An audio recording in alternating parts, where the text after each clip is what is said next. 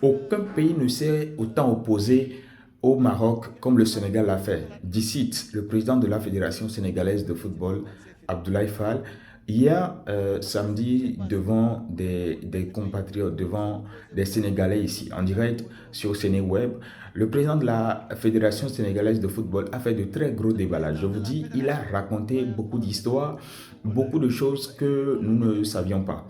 Donc, pour beaucoup de confrères, beaucoup de citoyens, beaucoup d'amis africains qui ne comprennent pas le Wolof, beaucoup de Marocains qui ne comprennent pas le Wolof et qui demandent à savoir à peu près, à comprendre ce que le président de la FSF a dit, il y a un compatriote sénégalais, je nomme Thiao Junior, qui sur X, sur Twitter, qui essaie de faire la transcription pour vous.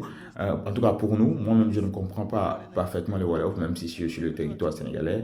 J'essaie de faire de mon mieux, je comprends un peu. Donc il a fait une grosse transcription. Je m'en vais vous la lire la transcription, et vous allez comprendre à peu près ce qui s'est passé.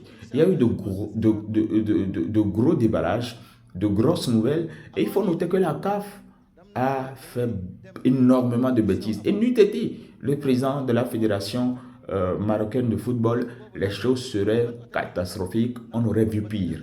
Écoutez attentivement ce qui s'est dit. Je vous lis la déclaration du président de la Fédération sénégalaise de football, Abdoulaye Fall. Il dit: le Maroc ne pensait jamais qu'une autre équipe pouvait lui empêcher d'être champion. Il n'y a pas un pays qui s'est opposé au Maroc comme le Sénégal l'a fait. Lorsqu'on s'est qualifié, avant de partir à Rabat, j'ai demandé à Ablaye, qui est un membre de la Fédération sénégalaise de football, à partir faire une reconnaissance. On leur a demandé dans quel hôtel serons-nous logés. Ils ont refusé de nous dire. Ce n'est que lorsqu'on s'est qualifié et qu'on s'apprête à partir pour Rabat qu'on a su. Ablaye m'a dit: président, il est hors de question que l'on soit logé dans cet hôtel-là. L'hôtel est au milieu de la ville, beaucoup de bruit, une équipe qui a de la trempe, en tout cas une équipe de la trempe comme le du Sénégal ne va pas y loger. Pire, ils nous obligeaient à s'entraîner dans leur camp de base, le complexe Mohamed V. Lorsqu'on a notifié à Blaye, je lui ai dit qu'on ne va pas y aller. Le complexe est ultra moderne, mais tu seras à découvert. Ton équipe sera à découvert. Ensuite, vous avez vu l'arrivée de l'équipe à Rabat. Zéro encadrement, aucune sécurité. Ablaye me demanda d'aller voir le président de la CAF et le secrétaire général afin de parler avec eux. Je continue, le président de la FSF continue. Je ne suis pas une personne qui court derrière les gens, mais je suis parti. Quand j'y suis, j'y ai trouvé Fawzi Lekja, qui est le président de la Fédération royale marocaine de football, le secrétaire général de la CAF et le président de la CAF. J'ai discuté avec Fawzi, qui est le président de la Fédération marocaine de football, et lui, il retorque à chaque fois: c'est la CAF, c'est la CAF.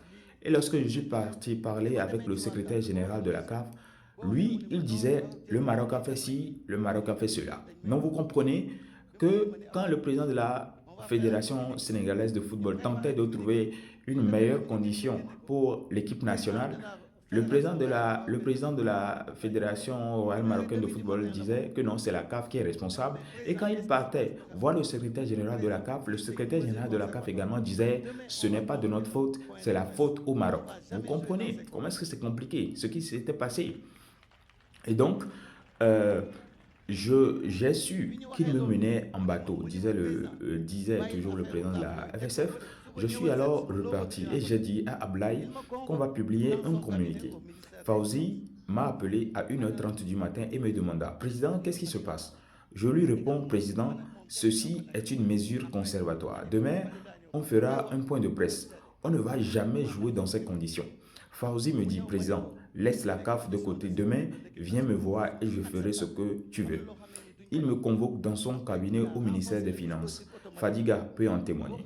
Lorsqu'il est arrivé, je lui ai dit: les conditions de sécurité de l'équipe nationale du Sénégal sont inacceptables. Il y a de ces choses qu'on ne va pas accepter. Après, il a renforcé le dispositif automatiquement. Les checkpoints ont été même faits à des kilomètres de l'hôtel et je lui ai dit qu'on ne va pas s'entraîner dans le complexe Mohamed V. Il m'a dit de choisir le terrain qu'on voulait et il allait donner des instructions pour qu'on s'y entraîne. Je lui dis le centre Anes de Moulay Abdallah. Il donna des instructions et un communiqué nous le notifiant a été sorti. Je lui ai dit qu'on m'avait donné que 3 tickets pour la délégation sénégalaise et je n'ai pas la possibilité d'en acheter pour une équipe finaliste. Vous pensez que c'est normal? Le Maroc a tout pris. Il me dit, faites une liste, les uns iront en loge VIP, les autres iront en loge royale. J'ai fait la liste, donc le seul point où on est resté impuissant et qu'on est resté sans solution, c'était concernant l'arbitre. À 2 jours avant le match, on devrait connaître l'arbitre qui devrait officier la finale parce qu'on devrait l'annoncer en commission technique. On leur a posé la question, ils ont répondu qu'ils n'en savaient rien.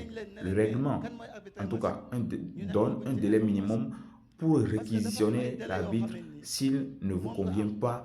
Et nous, ce n'est qu'à la veille de la finale, à 22 heures, qu'on a eu l'information concernant l'arbitre qui va siffler la partie. C'est-à-dire le samedi à 22 heures, alors que le match se joue le dimanche à 20 heures, à 19 heures. C'est une grosse connerie. Vous comprenez à peu près ce que la CAF a mis en place. Quand Ablaye les a appelés pour demander pourquoi c'est à 22 heures qu'on connaît l'arbitre qui va siffler, ils lui ont sorti des excuses du genre non, on voulait protéger l'arbitre parce qu'on ne veut pas de pression sur lui. Mais en réalité, nous savons qu'à ce moment précis, il n'y avait plus de réquisition possible. Pendant la finale même, on avait préparé la lettre de protestation et de récusation. Pendant le match, on a envoyé la lettre à la CAF et on était encore au match.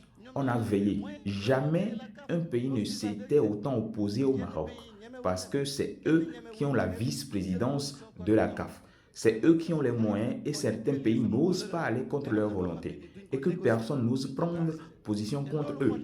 Fauzi, c'est mon ami, c'est un compatriote, pardon, mais il y a de ces choses, on ne va jamais on ne va jamais négocier. Raison pour laquelle on est là aujourd'hui. On est à fond derrière Pape Thiaw sur l'acte qu'il a posé et nous-mêmes, et même nous, nos supérieurs sont derrière lui. Il y a de ces détails, on ne va pas en débattre ici. Après, on a discuté entre nous et j'ai dit à Ablaye, allons en bas. On voulait leur demander de reprendre le jeu et qu'on était d'accord que le jeu reprenne pour que ce ne soit pas un abandon. Au moment où on descendait, ils avaient déjà géré le problème et le jeu avait repris. Il y a de ces équipes, ils ont été très bons pendant la compétition, mais les conditions par lesquelles ils sont passés a peut-être joué sur leur élimination. Mais nous, le Sénégal, on a su anticiper. Et au-delà de la performance sportive, on a de très grands dirigeants. Voilà à peu près ce que le président de la Fédération sénégalaise de football a relayé, a dit. Vous comprenez par là que beaucoup de choses se sont passées durant cette CAN. Et la CAF n'a pas le pouvoir. La CAF a tout fait pour ne pas mettre les autres équipes, les autres adversaires du Maroc dans les conditions qu'il faut. Et c'est seul le Sénégal qui a tenu, c'est seul le Sénégal qui a tenu les couilles, qui a fatigué et a menacé ouvertement de dénoncer, de faire un point de presse. Et c'est quand le président de la Fédération royale marocaine de football, Fawzi Lekdja, a su que le Sénégal prépare un point de presse, que rapidement, ils ont mis les conditions qu'il faut en termes de sécurité, de tout, les stades d'entraînement, ce que vous voulez. Ok, il n'y a pas de problème. Parce qu'ils ne voulaient pas que les choses comme ça sortent. Qu'est-ce que vous comprenez par ça? Si vous savez que vous devez mettre les conditions, vous devez mettre votre adversaire dans les meilleures conditions, vous ne devez pas attendre qu'il réclame ou qu'il fasse, en tout cas, que l'adversaire fasse des tapages avant que vous vous mettiez à travailler. Et pendant ce temps, on parle, la CAF dit, le Maroc a fait ci, le Maroc dit, c'est la CAF qui a fait ci. Alors que le Maroc aussi fait partie de la CAF. Le président de la Fédération royale marocaine de football est vice-président de la CAF. Et vous ne voulez pas qu'on parle. On doit également sanctionner le Maroc. Attention, il y a eu des choses qui se sont passées. Et si on sanctionne uniquement le Sénégal dans les jours qui arrivent, ça sera de l'injustice. L'Afrique ne doit pas se taire. Demain, ça peut être un autre pays. En tout cas, nous, Sénégalais, nous qui sommes ici, on regarde. Continuez.